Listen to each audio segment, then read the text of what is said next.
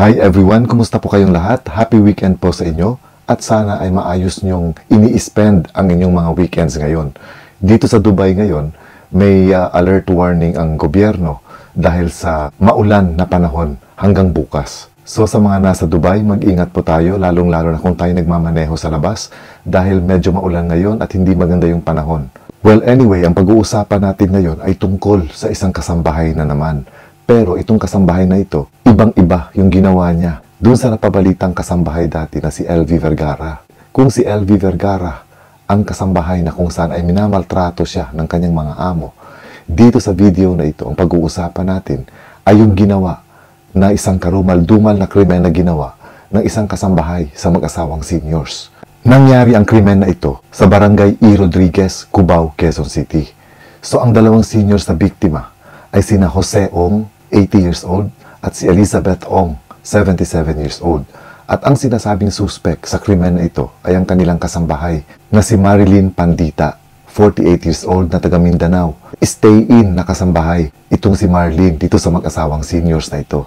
Itong mag-asawang seniors ay sinasabing may nag-iisang anak na babae na naninirahan na ngayon sa Amerika. So ayon nga dun sa interview sa anak nitong mga biktima, sinasabi niya na halos araw-araw, madalas daw ay nagkakaroon sila ng video call na kung saan tinatawagan nga niya itong mga magulang niya sa Pilipinas.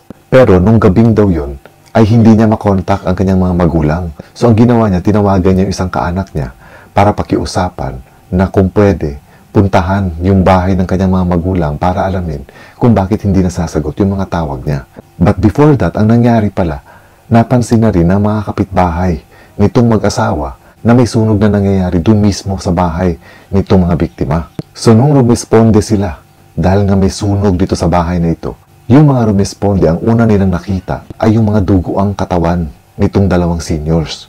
At nakita rin nila na andoon yung kasambahay na si Marilyn na may nakahanda ng maleta. Kumbaga, parang nasa akto na, napaalis na ito. So makikita natin dito sa video na ito, ang tangkang pagtakas di umano ng kasambahay. Pero napigilan siya ng mga rumisponde at sinabi nga na i-turn over siya sa barangay hall para doon alamin ang buong katotohanan. At makikita rin natin dito sa video na nung nasa barangay hall na itong kasambahay, tumangka pa itong tumakas ulit. Makikita rin dito sa video na tumatakbo palabas ng barangay hall itong kasambahay. At sinasabi nga na nakapaan na lang ito.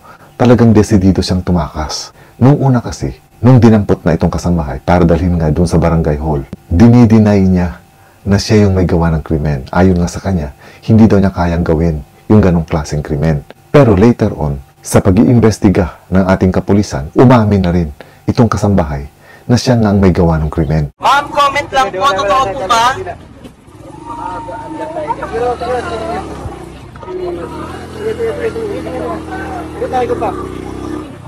Ma'am, comment lang ma'am, para fair. Ma'am, totoo po ba yun? Atras. Bakit ma'am merong ma'am, bakit po merong maleta? Ano po yun? Para saan po yung maleta ma'am? Yung sa akin yan, sir, bisibisiyo yan. Ma'am, ginawa niyo po ba? May ginawa po ba kayo doon? Wala, sir. Wala akong ginagawa, sir. Opo, depensahan niyo po ma'am. Depensahan niyo ma'am sarili niyo para fair po yung report. Kahit ano, sir, ang ginagawa niyo sa akin, wala akong ginagawa na masama. Hindi po May sinunod po kayo ma'am? May sinunod kayo ma'am? May sinunod kayo? Tanong ka, dali. Tanong. Ma'am, ano pa po? Depensahan niyo po yung sarili niyo ma'am. Wala akong ginagawa. Yun ang sinasabi ko, sir, na wala akong ginagawa. Bakit kayo may maleta ma'am? Prepared na daw kayo umalis? Hindi. Kasi pinipistol ko yung mga gamit ko. Nagnakaw po ba kayo ma'am? Hindi, Hindi sir. kayo nagnakaw? Hindi ako nagnakaw, sir. Ilang beses mo na interview? Isang beses lang o maraming beses? Tatlo, ma'am. Tatlo sila. Na, Pinukpok ko sa ulo. paano mo nagawa yun, tingin mo? Sa galit ko lang, ma'am. Punong-puno talaga ako na hindi ko na kayang, hindi ko na matanggap yung mga ginagawa nila sa akin. Blackout na ako. Punong ginagawa ko na wala talaga ako sa isip ko. Nakita rin doon sa loob ng kanyang maleta na may nakatagong ice pick na sinasabing isa sa mga armas na ginamit sa pagpaslang dito sa mag-asawang seniors. And at the same time, nakitaan din doon na may pera na nagkakahalaga ng 119,000 pesos.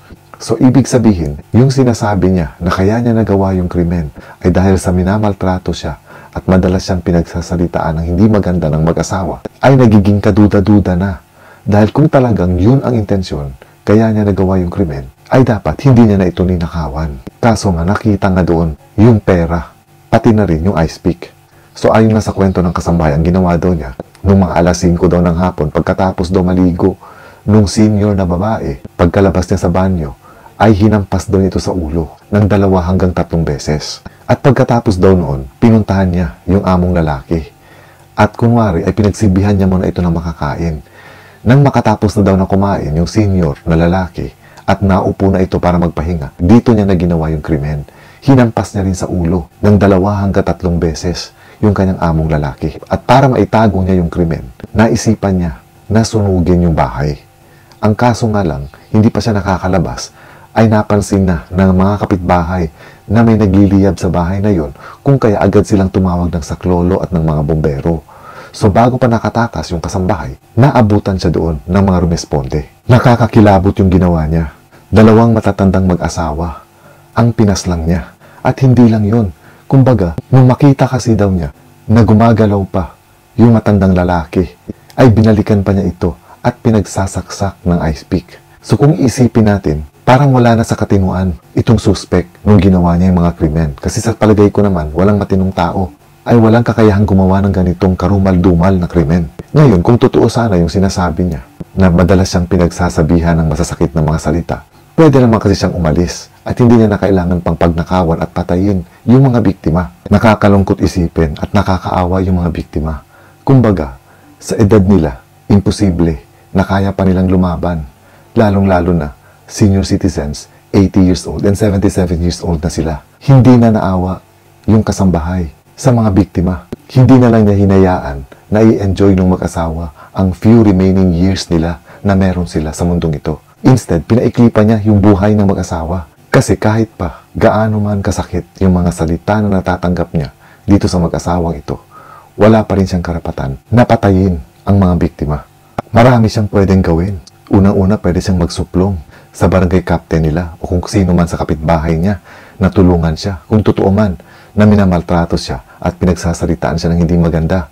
And at the same time, kayang-kanyang tumakas sa bahay na yon dahil wala namang security guard at puros matatanda na yung mga amo niya. Ang intensyon talaga niya doon ay pagnakawan yung mga biktima dahil nakita nga yung pera sa kanyang maleta. Nakitaan din ng plane ticket yung kasambahay na nakatago sa kanyang maleta. At dahil nga dito, sinampahan ng kaso ang kasambahay. 2 kasong isinampa sa kanya. Robbery with homicide at arson. Kaya lesson din ito sa atin, lalong-lalo na kung meron tayong mga matatandang miyembro ng ating mga pamilya na kung saan ay iniiwan natin sila sa pangangalaga ng ibang tao, lalong-lalo na ng mga caregivers or ng mga kasambahay. Hindi ibig sabihin na lahat ng kasambahay o mga caregivers ay dapat nating pag-ingatan. Pero mahalaga rin sa parte natin na yung mga kukunin natin ay kahit papano nababackground check natin. O di kaya, mas maganda kung kilala natin kung taga saan siya, kung sino yung pamilya niya, bago natin ipagkatiwala yung mga mahal natin sa buhay. Dahil hindi natin alam kung ano yung nasa isip nila. Hindi natin masasabi kung ano mga pwede nilang gawin. Lalong-lalo na pagdating sa kagipitan, lalong-lalo na sa pangangailangan ng pera. Maraming mabubuting kasambahay. Yun nga lang sa mga ganitong insidente kasi nadadama yung mabubuti. Kumbaga, ang ginawang mali nitong kasambahay na ito, kahit papano, nadudungisan niya yung pangalan ng maraming matitinong kasambahay. Kaya dapat lang din na maparusahan itong kasambahay na ito. Nang sa gayon, hindi lang sa para hindi siya tularan, kung hindi para mag-serve din ito as warning na ang anumang krimen ay dapat na pinagbabayaran. At itong krimen na ginawa ng kasambahay na ito na si Marlene Pandita, sa palagay ko, ito ay isang premeditated murder din. Kumbaga, pinlano niya na ito. At hindi ito nangyari dahil sinasabing nasiraan siya ng bait, or di kaya ay sinaniban siya, or whatever psychological trauma na meron siya. Kung hindi, talagang ginawa niya ito dahil ang intensyon talaga niya ay pagnakawan yung mag-asawa. So sa pamamagitan ng video na ito, sana maging aware din tayo na kung meron man tayong mga mahal sa buhay na hindi natin kayang bantayan or alagaan, siguraduhin natin na yung magbibigay sa kanila ng pangangalaga ay mga tao mapagkakatiwalaan natin. And this is all for now mga kaibigan. Enjoy your weekend. Have a blessed Sunday tomorrow. Ingat po kayo lagi and God bless.